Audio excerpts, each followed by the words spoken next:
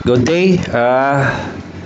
Let's continue sa application problem for Calculus 1, no? Using power rule. We are done with average, no? Kanina average cost or cost. And now tayo sa example number 103, that is revenue, average revenue. Ano class ang ibig sabihin? Ano ang pagkaiba ng cost and revenue?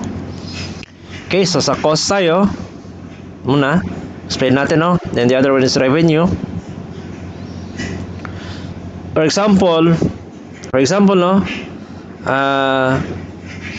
in producing, let's say for example, in producing ice candy, para makagawa tayo ng ice candy, kailangan meron tayong, let's say 5 pesos, no, na gastos natin para gumawa ng ice candy.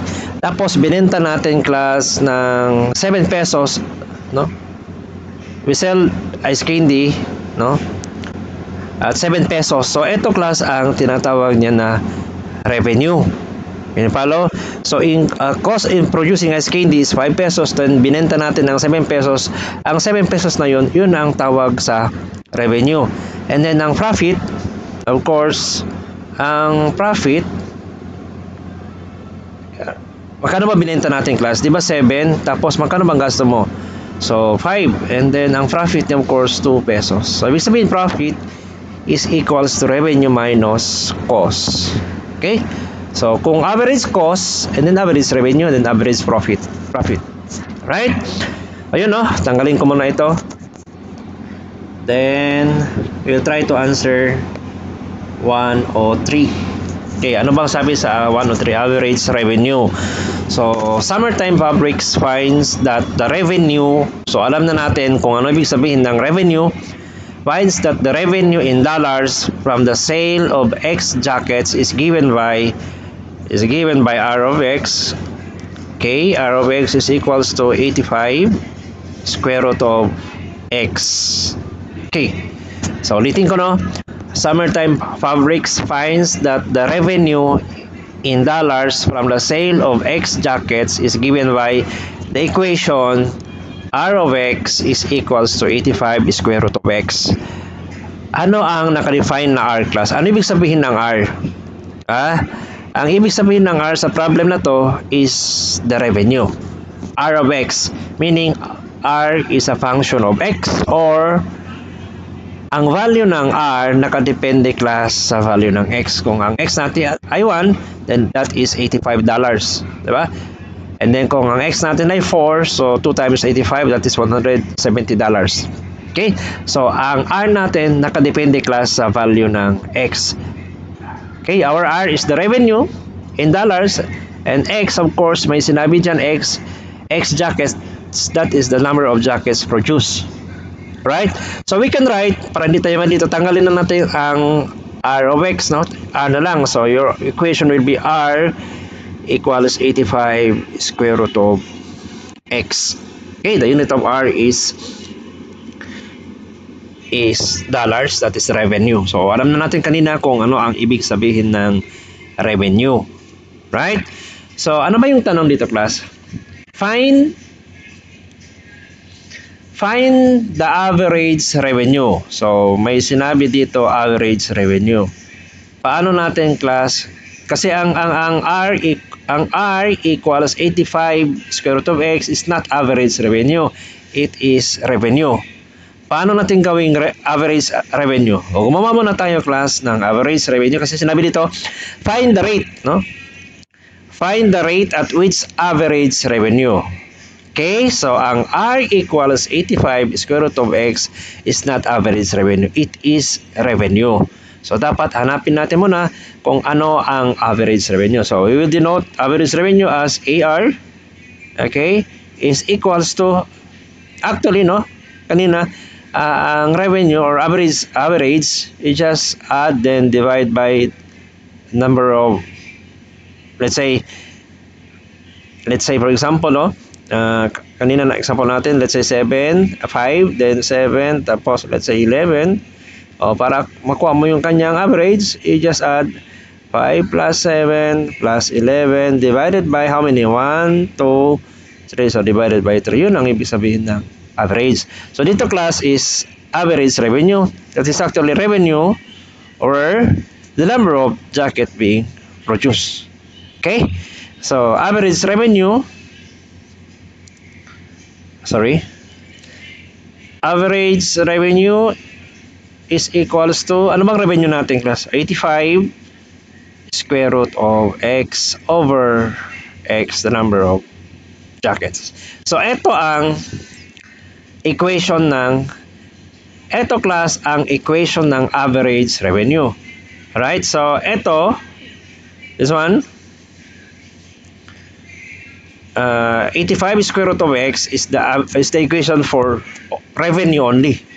Okay, so since ang tanong is we have to find the rate at which average revenue. So this is the average revenue, 85 square root of x over x. Okay, again, ulitin ko no. Find the rate. Ano ibig sabihin ng rate? That is derivative. It involves derivative. Ang ibig sabihin ng rate of change or rate that involves derivative. So hindi na di siya makawa class using just algebra. So dapat calculus, no? Differential calculus. So we have to derive. Ano bang i-derive natin class? Find the rate or find the derivative or find the rate at which average revenue, your average revenue, paano yan? Okay. So find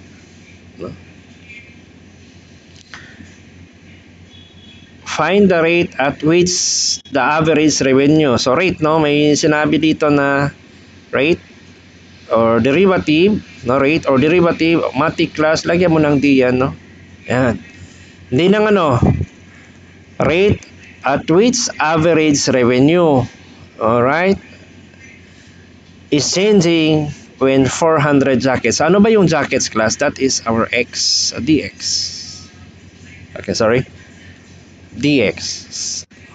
Find the rate at which the average revenue is changing when 400 jackets have been produced. So, meaning class, I am looking for the rate of change of our average revenue, with respect to the number of jackets, dx. Okay, so I am looking for dA over dx. Right? So, yun na yung clue natin, no? Kasi ang tanong niya is we have to find what? Find rate. So dapat alam mo ang rate. Ang ibig sabihin ng rate, that is derivative. Derivative of what? Derivative of average revenue, which is AR, with respect or is changing when 400 jackets. So jacket is our x is the number of jackets, so over x. So we are looking class for DAR over dx. Our AR is the average revenue. Paano natin kunin ang average revenue? Ang rate of change ng average revenue with respect to the number of jackets. How? So we are using this one, no? We are using, pwede ba natin dalhin dito, no? Cap. Move lang natin. Pwede nga mo.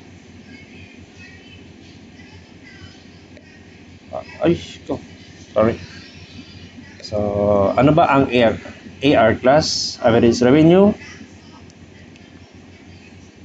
is equals to 85 square root of x over x. Supposedly, pag ganito class, no, we are using quotient, pero kaya pa naman ng power rule, no? The best rule is the power rule. So, pag kaya ng power rule, iwasan natin gumamit ng product rule at saka quotient rule. So, kaya pa naman ng power rule.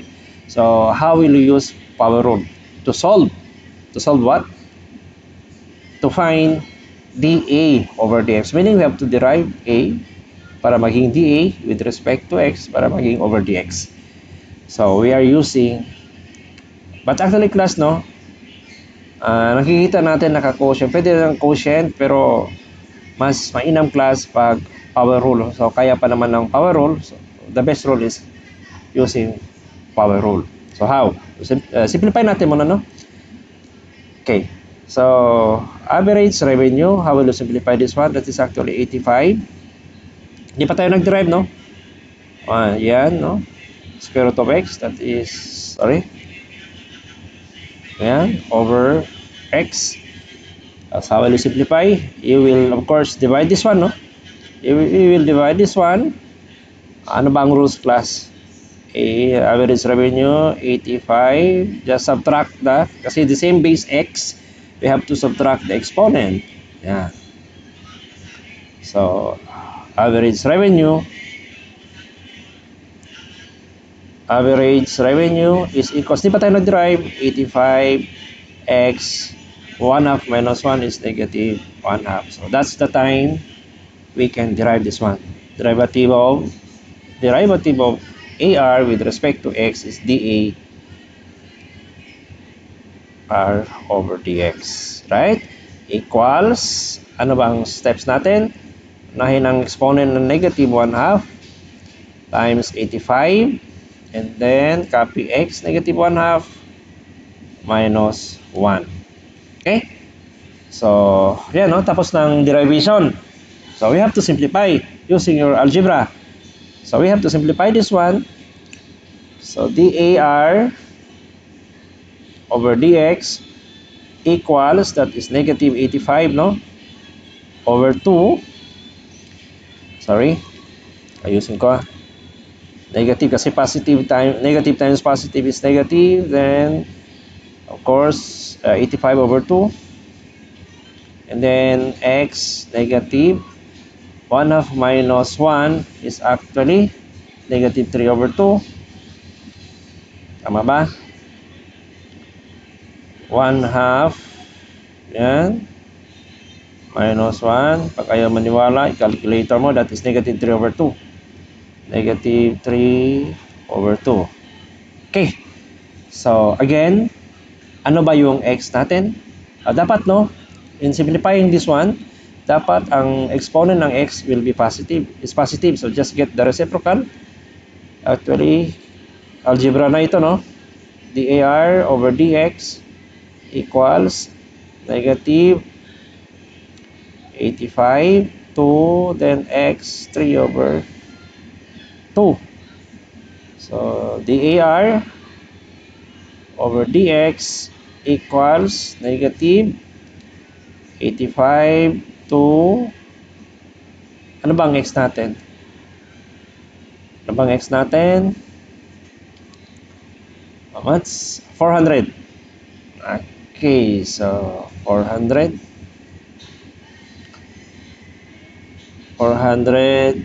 3 over 2. Okay, so picture natin muna. And then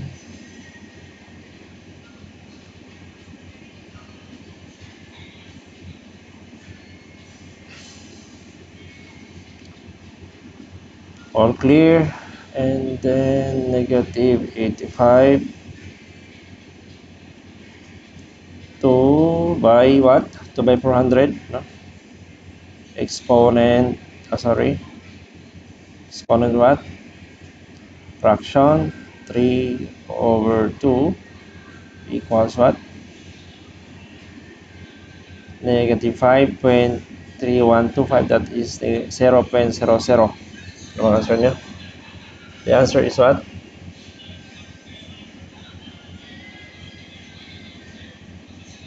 Okay, the answer is, so our DAR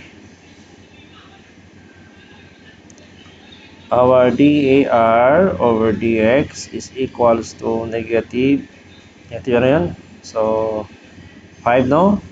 0.3125 or 31 na lang times 10 negative 3, or simply yan, over dx is equals to negative 0.00531 dollars per what? Per jacket. Okay. Ayan, no? Ano yung sabihin ng negative? Minus yan. Mag-decrease yan. Okay, so hopefully na-understand. We proceed to the next example. Okay, number 107, average profit. Okay, again, ano ang ibig sabihin ng average profit? Kanina, no? Profit is actually equals revenue minus cost. So, kung average profit man, that is average profit minus average revenue minus average cost. Okay? So, right. Let's proceed to problem number 107. Sparkle Pottery has determined that the cost in dollars of producing X vases is given by C of X. Okay, so given by what? By C of X equals 4,300 plus 2.6 times X 0. Times X, no? X 0.6. Ano ito, class? Anong klaseng equation ito? Anong tawag mo sa equation na yan? That is cost in terms of X. Ano ibig sabihin ng X? Our X, nakadefine siya na X vases or number of vases. Okay? Again, no? Ulitin ko, Sparkle Pottery has determined that the cost, which is referring to C in dollars, so meaning, for example, no, ang cost natin is equals to 5, that is actually $5. Kung ang C natin equals 10, that is $10 of producing X vases. So, our X, nakadefine siya as the number of vases given by C of X. Yan, 4,300 plus 2.1X to the power of 0.6. Okay? Again what? Ang ibig sabihin ng C of X class is just C is a function of X. Okay? So, ang value ng C natin nakadepende sa value ng X. So, we can eliminate dito class X para hindi magulo.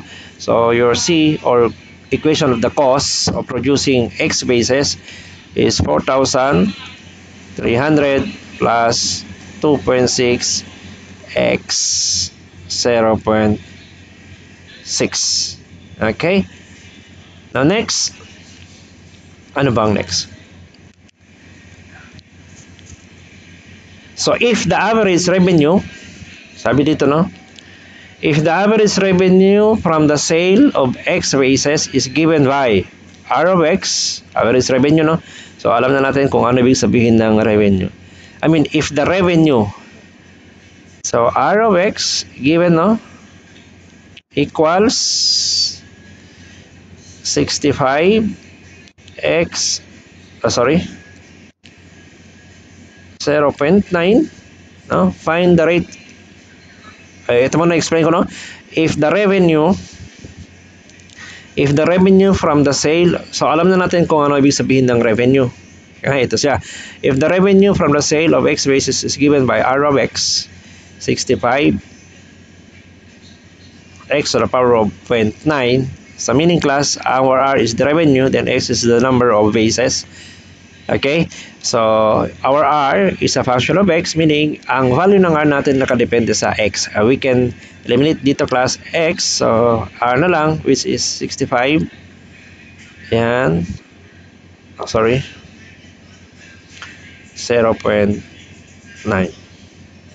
Okay?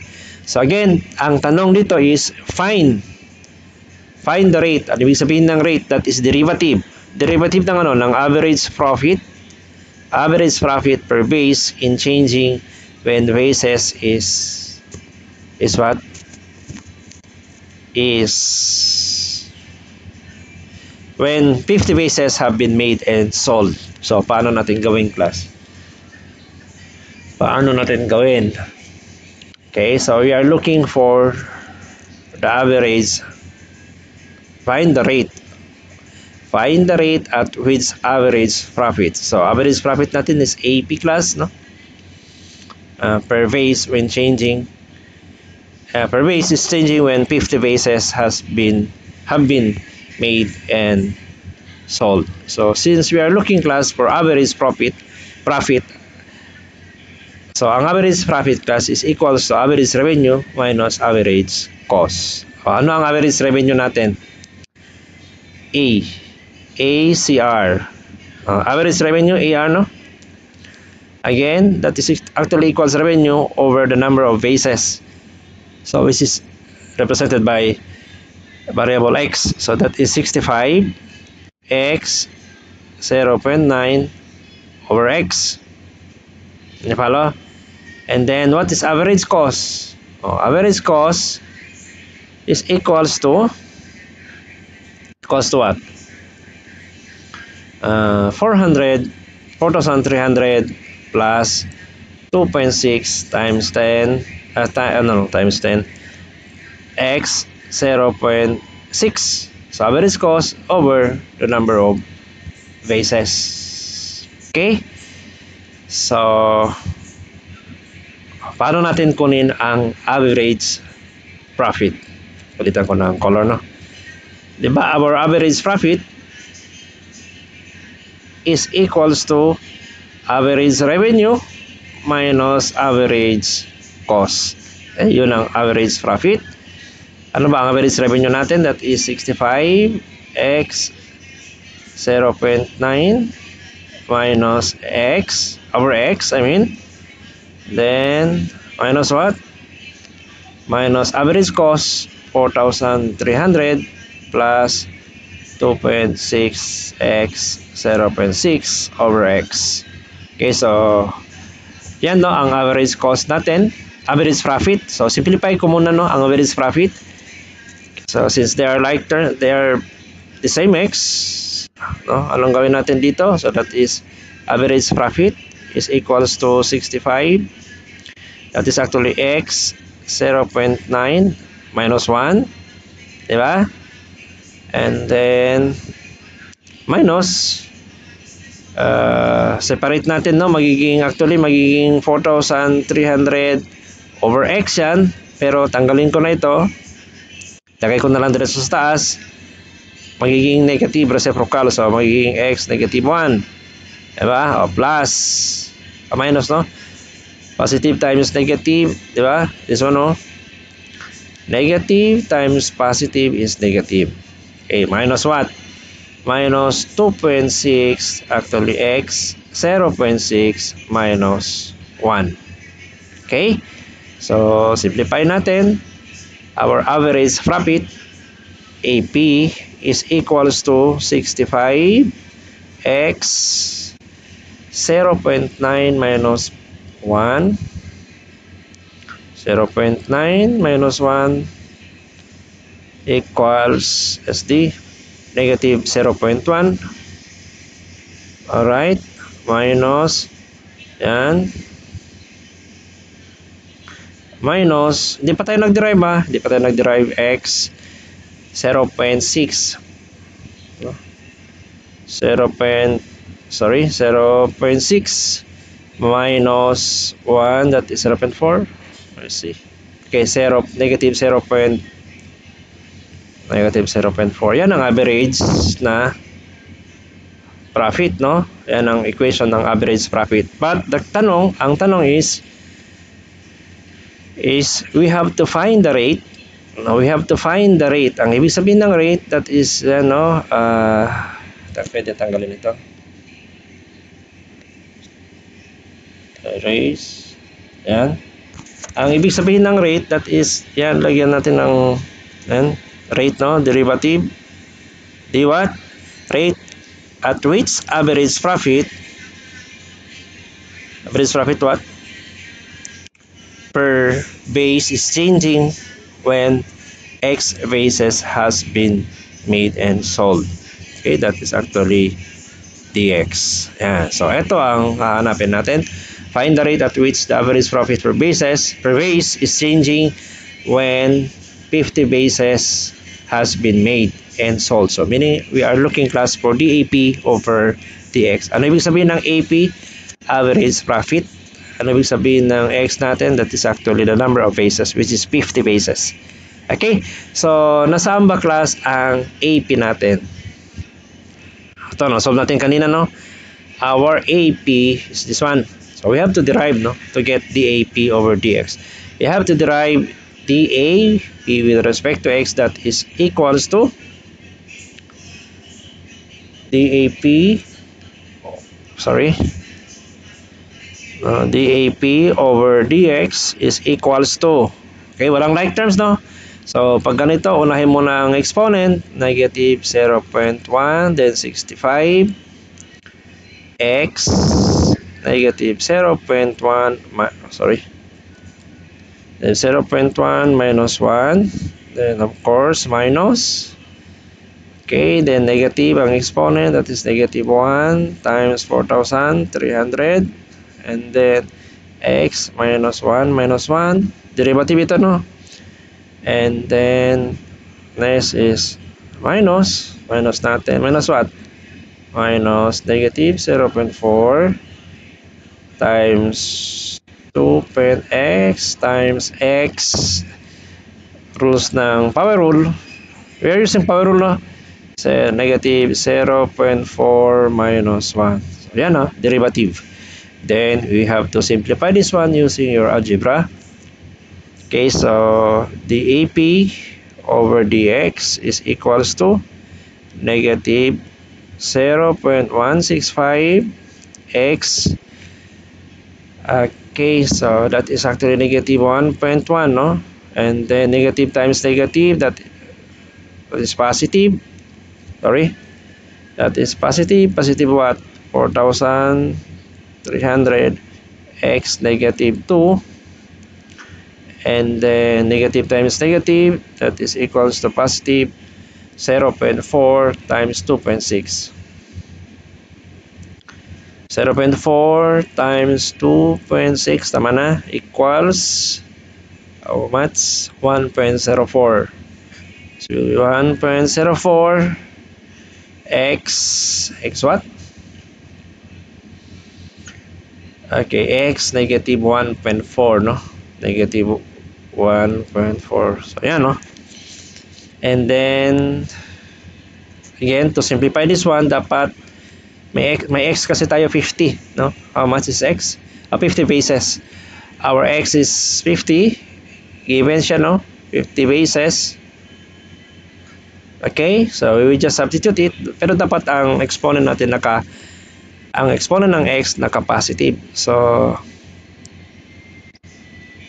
alright, dA, palitan ko ng color, DAP, profit, over dx equals, okay, x, no, para magiging positive yan, and then negative 0.165 plus dyan, and then x, diba, negative 2, gawin natin positive, that is 4,300 plus yan, x 1.4 and 1.04. So as we can see, lahat ng variables x naka-positive na ang exponent, so that's the time we will substitute 50. So dAP over dx is equals to negative 0.165 o 50, no? 50 exponent 1.1 plus 4,300 50 square, tama na, and then plus 1.04 50 exponent 1.4. Okay, so your DAP over dx, which is yun ang required, so we just use calculator, no, to simplify this one. Picture natin muna. Okay. Okay, so using calculator, clear, ano ba yan? Negative, no? Negative 0.165 over 50, then ang exponent is 1.1, and then ano pa? Plus fraction, that is 4,300 over 50 square, ano? And then plus fraction 1.04 over 50, Then the exponent is 1.4 and equals 1.722. Okay, $1.722 per jacket. Yeah, per basis. Then per basis. Okay, so yeah, no. Our DAP over DX is $1.722 per basis, which is yun ang required na sa atin. We have to find the rate at which the average profit per base is changing when 50 bases have been made and sold. So 1.7 $1.722 per basis. But we can still know, kasi may given value ng X, we can directly use calculator. Saan ba? Ito, no? This one. We can substitute this one sa calculator. We can input this one to calculator and then solve for DAP over DX. So let's try, no? Okay, using calculator. Ano bang calculator? Okay, so be sure, shift mode, then 1. Sorry. Mode, then 1. Yan. That is 65 now, 65. And alpha x. Then the exponent is what? Negative 0.1. And then, anong next? Minus ba? 4,300. And then alpha x, negative 1. And then, anong next? Minus 2.6. Alpha x. And then the exponent is negative 0.4. Right? So our x is of course 50 bases. So let's try. Bakit 1.63? Ano ang pagkakaiba nito? 1.63. Kumana sila natin 1.78, no? Let's just check, no? 65, yan, negative 0.1, then saan ba? Ito. 65, and then 4,300 x, then negative 1 of course, then minus 2.6, 0.4, then 50 equals 1.63. May answer ba ako dito? May answer kaya ako dito. Ano ko to?